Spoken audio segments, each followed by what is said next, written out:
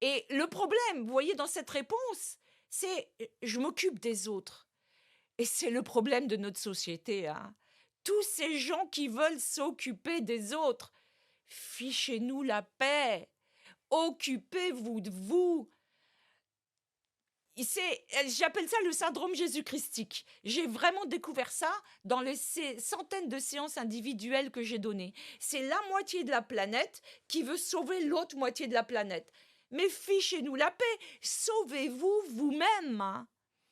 Et en fait, si elle m'avait dit je fais comme toi, je me sauve moi-même, hein, là j'aurais dit oui. Et la différence entre les lois humaines et les lois de l'univers, c'est que les lois humaines dépendent de l'époque. Et vous le voyez aujourd'hui, il y a quelques siècles seulement, les lois humaines n'étaient pas du tout les mêmes que celles que nous avons aujourd'hui. Donc les lois humaines, elles dépendent du lieu, de l'époque, elles dépendent même des individus qui ont défini ces lois. La différence avec les lois de l'univers, c'est que d'abord, hein, elles ne dépendent pas de l'individu. Il n'y a pas la loi Napoléon ou la loi Louis XV, loi X ou Y. Les lois de l'univers sont les lois de l'univers. Elles sont indépendantes du temps et de l'espace.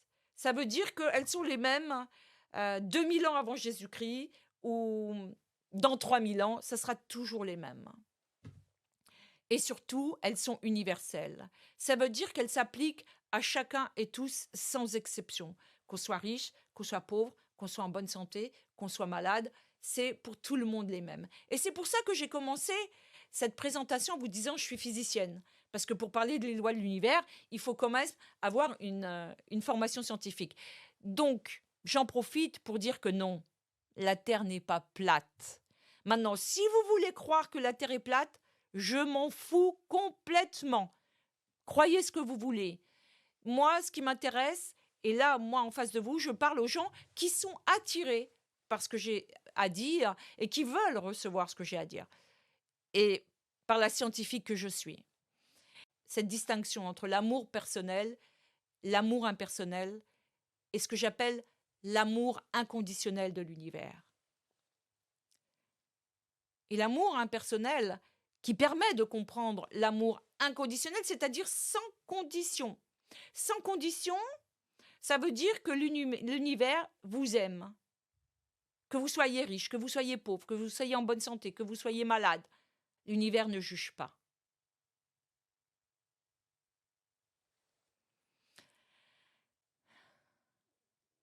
À quoi ça correspond, cet amour impersonnel? L'amour impersonnel, hein, avant de comprendre l'amour inconditionnel de l'univers, c'est tout simplement voir autrui comme un autre soi-même. Et cette phrase qui correspond à cet amour impersonnel, c'est tu aimeras ton prochain comme toi-même. En fait, ce qu'on enseigne littéralement aux enfants depuis leur plus jeune âge, ces histoires de prince charmant, ces histoires de quand tu vas rencontrer le prince charmant ou la princesse charmante, alors tu pourras être heureuse. Mais ça s'appelle enseigner aux enfants à être des drogués des autres, comme s'ils n'étaient pas complets en naissant. Nous naissons absolument tous complets. Nous n'avons pas besoin de créer des relations de codépendance, justement. Nous n'avons pas besoin d'un prince ou d'une princesse charmante pour être comblés. Nous n'avons pas besoin non plus de sauveur ou de sauveuse. Et c'est en nous comblant nous-mêmes que nous arrivons à l'autonomie, au self-gouvernement. Et si nous avons tant de conflits dans notre société, c'est à cause de personnes, de militants et de militantes, de militaires, comme cette personne qui font la guerre. C'est-à-dire qu'elles veulent enlever aux autres quelque chose, alors qu'il n'y a rien à enlever. C'est comme la pièce de monnaie, avec ses deux côtés, pile et face. Si vous avez quelque chose à exprimer en vous, à partager de vous, il y a obligatoirement quelqu'un qui est là pour recevoir. Pas besoin de domination, soumission, codépendance, même sans un mot plus haut que l'autre. Pas besoin. Pas besoin de manipuler, pas besoin de tricher, juste être qui on est. Assumer le pouvoir sur sa vie et exprimer qui on est. Et laisser les autres libres de ce qu'ils veulent recevoir. Et faire le chemin, c'est tout simplement prendre le temps d'intégrer et de pratiquer pour retrouver pleinement le pouvoir sur sa vie, pour sortir de la domination, soumission, codépendance, qui sont en fait le mode de fonctionnement de 80% des gens dans leurs relations. Et sortir du manque aussi, qui est fondamentalement la cause de tous les problèmes des individus. Et c'est d'ailleurs la raison pour laquelle nous sommes chacun et tous sur Terre, pour vivre l'expérience. Ça me rappelle une histoire. L'histoire de quelqu'un qui est venu me voir en séance individuelle et qui, dès qu'il est rentré, m'a dit « Ah, moi j'ai lu tous les livres et je pourrais même vous en apprendre. » Et j'étais interloquée, je dis « Mais pourquoi vous venez me voir si vous avez tous les livres et que vous savez déjà ?» Et le problème, il est là.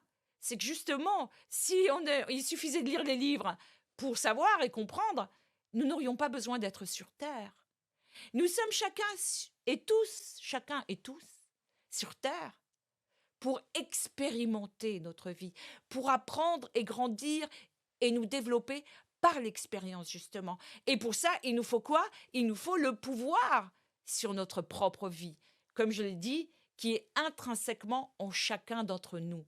Nous sommes chacun et tous sur Terre pour justement exercer ce pouvoir sur notre propre vie. Et j'ai bien dit, pas sur celle des autres, sur notre propre vie.